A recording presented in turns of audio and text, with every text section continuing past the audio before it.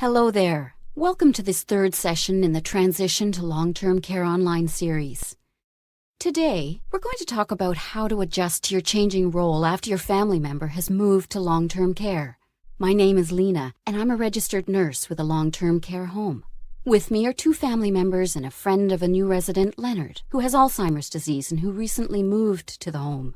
Audrey is Leonard's wife and is working with us to help Leonard adjust to his new home. Their daughter, Marianne, is a regular visitor. She often brings her two children and husband to the home to visit. Their friend and neighbor, Donald, comes by to visit with Leonard and his new group of friends at the home. Come with me to learn more about how Leonard and his family adjusted to the move to long-term care and what you can do to adapt to your new normal. For the first few weeks after Leonard moved to the long-term care home, I visited often. I had been so used to looking after him all the time that I felt I needed to be there for him to adjust to his new surroundings. I also wanted to get to know the people who were caring for my husband and build a relationship with them. At first, I called every evening after my visits to see how Leonard was doing. Staff were happy to take my calls, which was reassuring. The staff told me to visit as often as I could, depending on how I was feeling.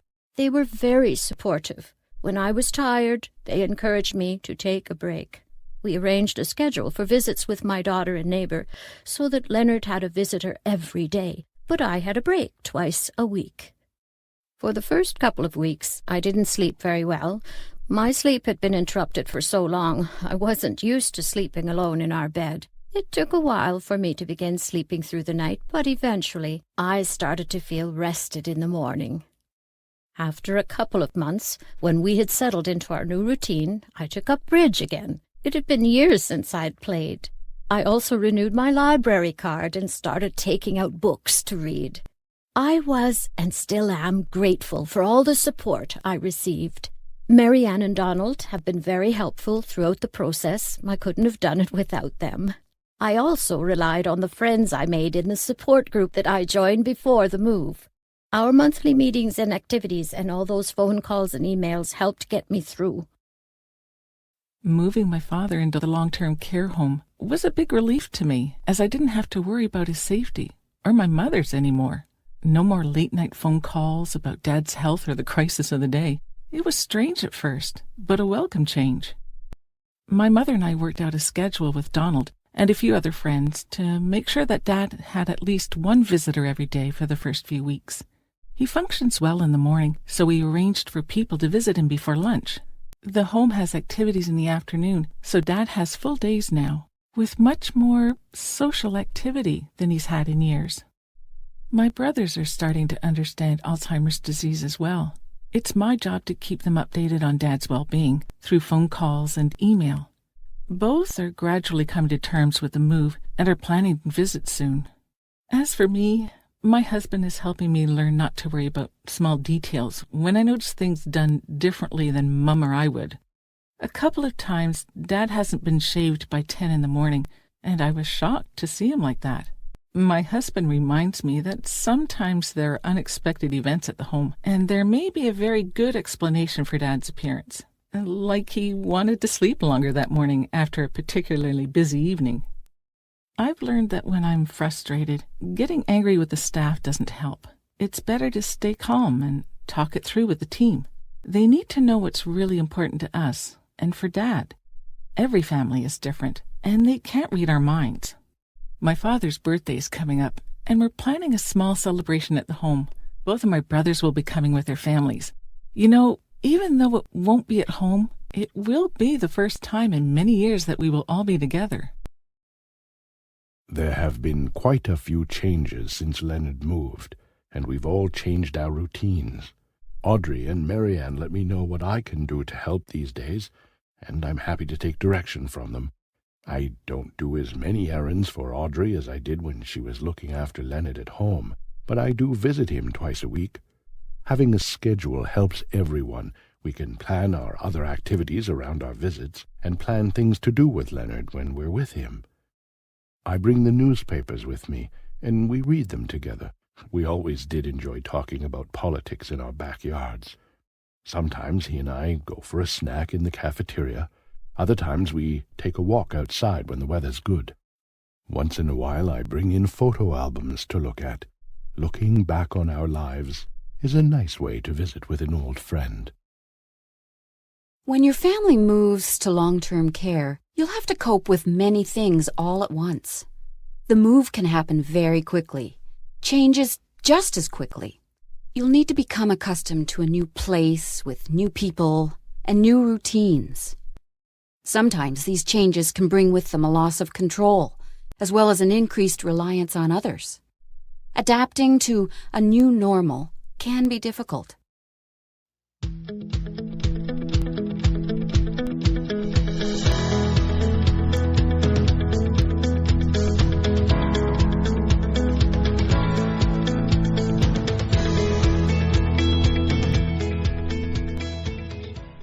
You need to remember that your caregiving role does not end with the move, it just evolves.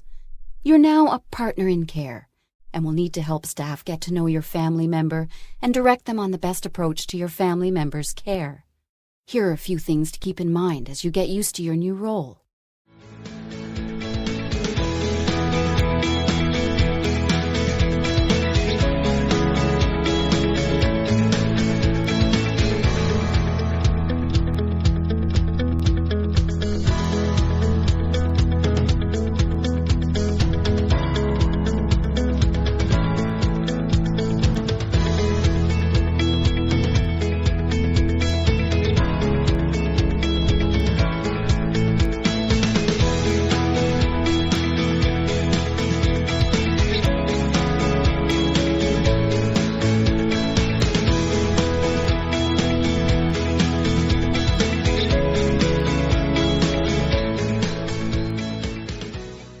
There are many things you can do to adjust to the move.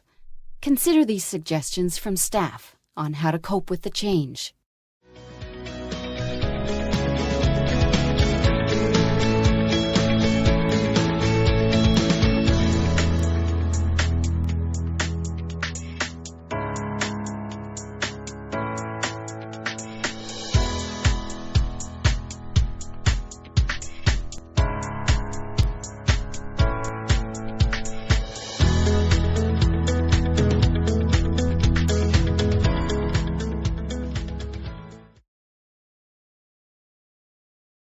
At first, everything may seem strange to you and may not feel comfortable, but things should become easier and easier as you get to know the staff and the long-term care home. Here are a few ways to help you do that.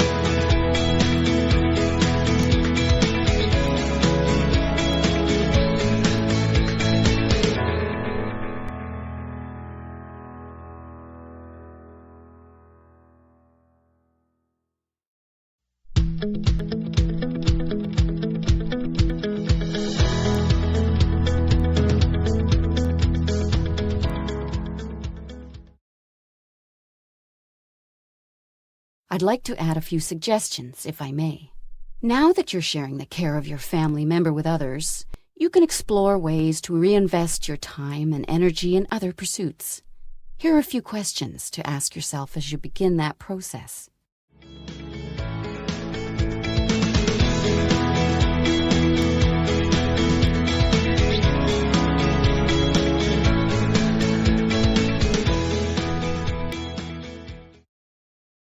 After so many years of making someone else your first priority, it's not always easy to start doing the same for yourself. Here are a few practical tips I learned from my support group.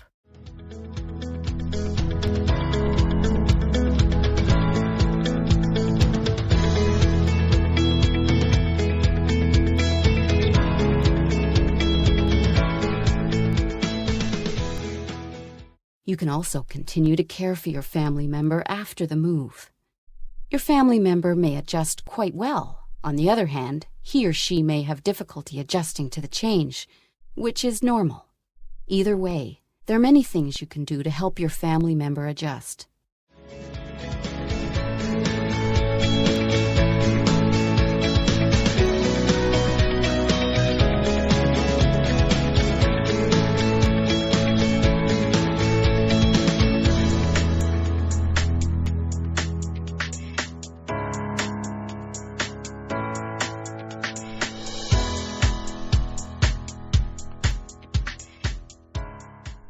Other families have reported feeling a wide range of emotions after their move. Many of the emotions may be the same as they were before and during the move, while others are new. Take a closer look at these different but normal responses.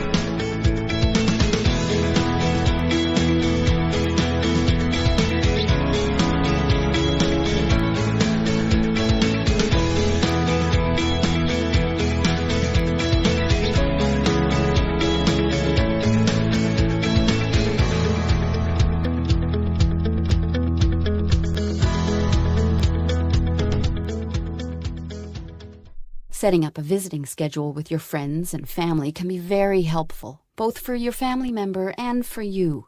A schedule gives everyone something to look forward to and lets you plan your activities around your visits.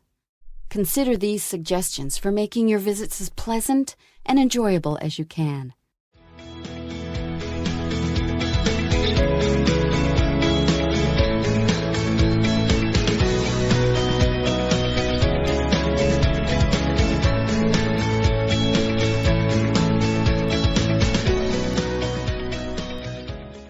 Visiting is a time to re-energize and reconnect with your family member, who will always benefit from love, companionship, exercise, and interaction.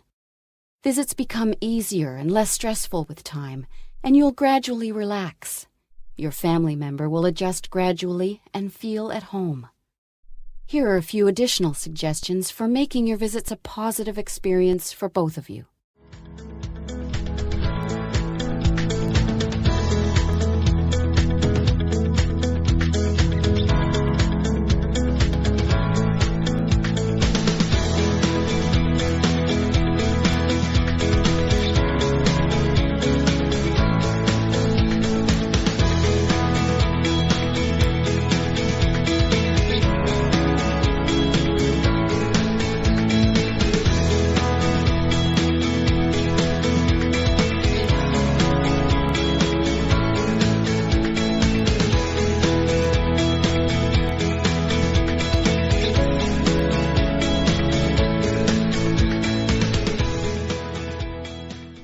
Another important aspect of your new role is communicating and working with staff at the long-term care home. You need to inform, advise, recommend, and encourage quality care for your family member. These strategies helped my mother and me learn to communicate with staff, and they may help you too.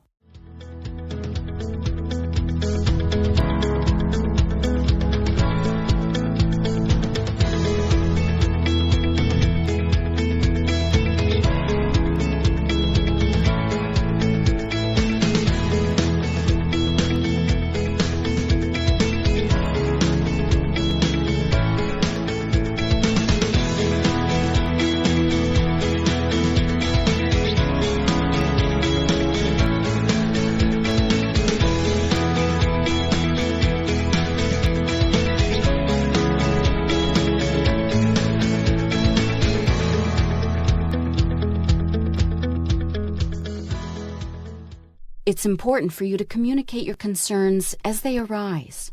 Don't wait for a formal meeting to address them. Consider these suggestions for resolving issues with staff in a positive manner.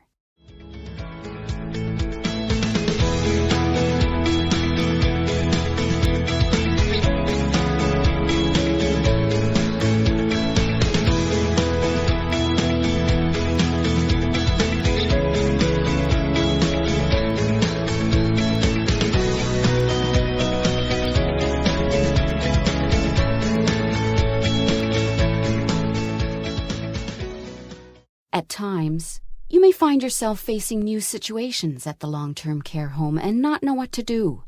If this is the case, ask staff for guidance on the most appropriate response for your particular situation.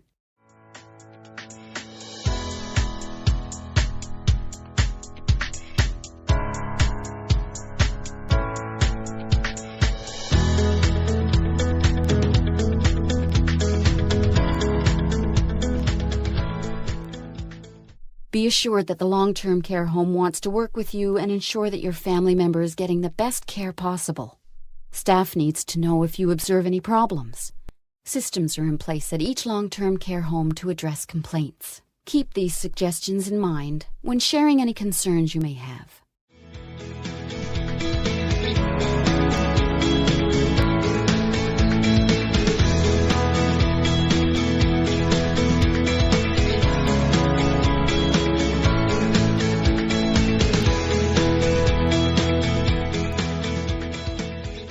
Here's a final piece of advice for you before we turn our attention to frequently asked questions.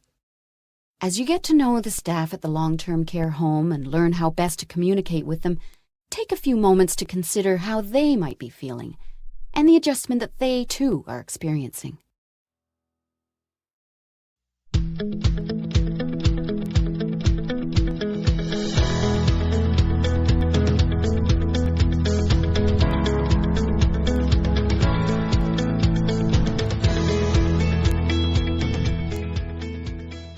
I'm sure you have many questions. It's normal.